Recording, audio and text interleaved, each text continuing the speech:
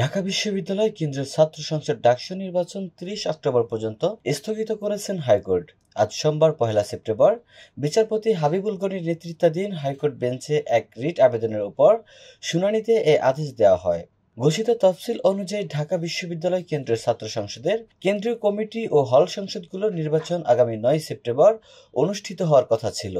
ডাকসু নির্বাচনে ঐক্যবদ্ধ শিক্ষার্থী জোট মনোনীত ছাত্র শিবির সমর্থিত প্যানেলের জিএস প্রার্থী এস.এম. ফরহাদের প্রার্থিতার বৈধতা চ্যালেঞ্জ করে রিট করেন বাম জোটের মনোনীত প্যানেলের মুক্তিযুদ্ধ ও গণতান্ত্রিক আন্দোলন বিষয়ক সম্পাদক প্রার্থী বি.এম. ফাহমিদা আলম।